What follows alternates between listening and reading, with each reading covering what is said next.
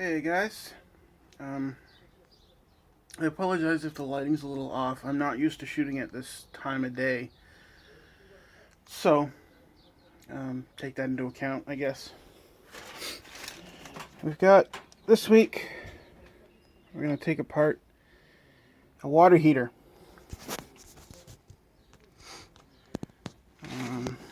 Try to get in a spot where I can read this, and so can you.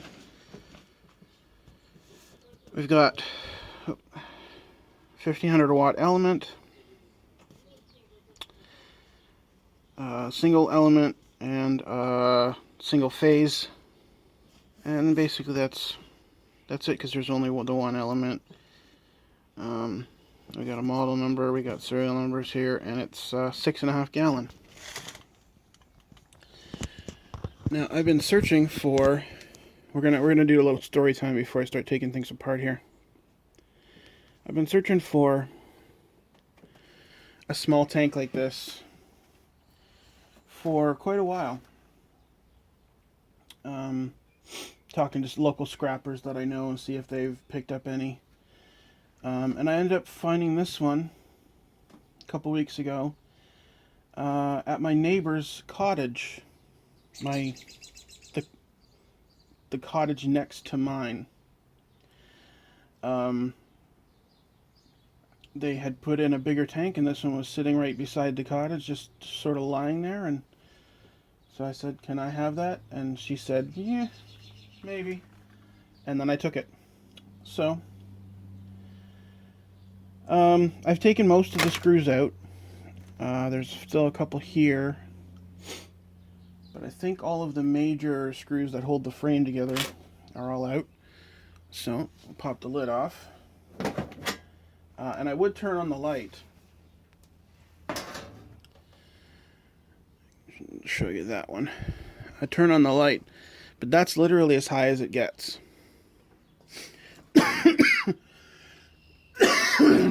So that's going to have to wait until I have a few more bits and pieces off of this. But the lid there, just hold on by 4 screws in the 4 sides. I'll give you a look up here now.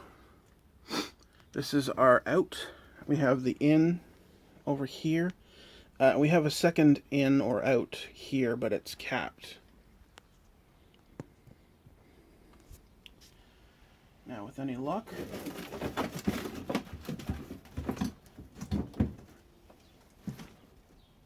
it's got a little bit of glue on it, or maybe it's just rust. That's one side. It was just held on by. Turn this for you so you can actually see. That was just held together by 1, 2, 3 screws in 2 corners. Oh, I'm losing my tripod. Okay. 2 corners, this corner and then the opposite corner. And now I should be able to pull this part out. Maybe. Yep, that's not attached. Okay, I got this guy here, so I'm gonna finagle it a bit. There we go. Ow. I just stabbed myself. Yeah, I had to, I've still got a pipe sticking out there, so I had to maneuver that a bit. And let's go back up here. Remove the insulation. I personally don't have a problem handling fiberglass. I know some people do, but it's never been an irritant for me. If you do decide to do something like this, though, keep that in mind. And I'm going to keep those. I might use them in some place. Now, you seem to be attached. Yeah, it's just one big bolt on the bottom. So I'm going to leave that for now, but I'll show you. tip this back up and try not to break anything. There's just one big bolt that's holding on the bottom.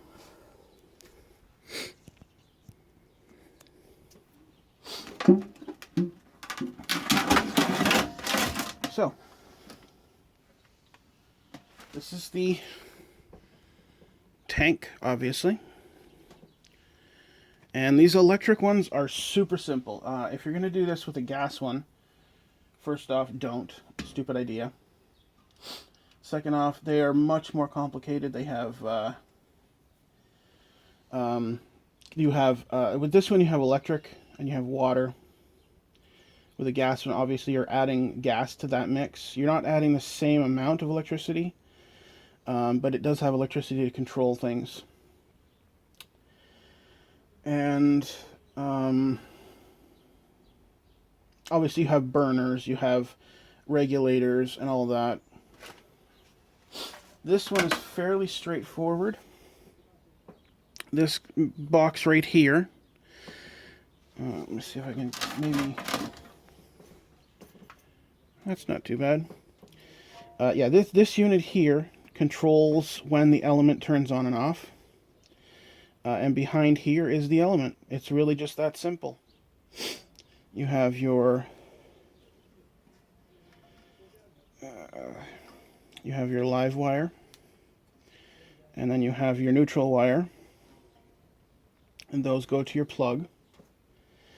And this is just basically acts as a switch. There's a little thermal device. It's a thermocouple. I was just trying to remember the name there.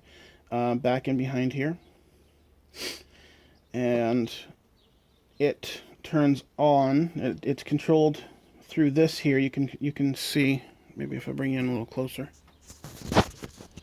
You can see here you have low, medium, and high. Some of them do actually have temperature ratings on them, temperature numbers. This one doesn't, so I'm going to have to figure something out for that. But yeah, the power comes in through your mains. Gets controlled by the thermocouple switch, which you can adjust. Power goes into the element, and then comes out again. It's really pretty straightforward.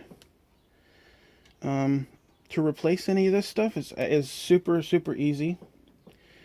There's just 4 bolts here that hold on this plate, and then these are actually the ends of the element.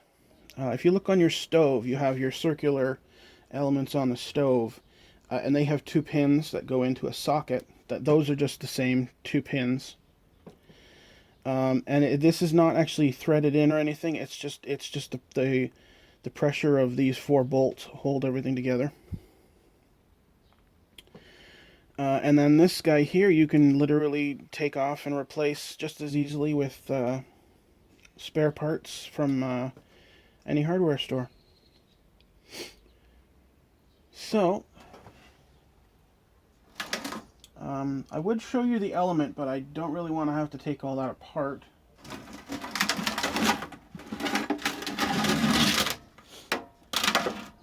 Yeah, like I said earlier, well, there is a second plug up here.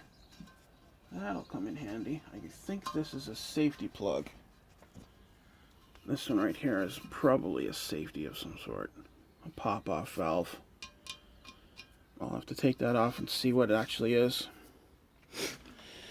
But when you're plumbing these guys up, what you do is you have your cold water feed coming in here. And then because heat rises, your cold water is coming into the bottom. The element is just above that.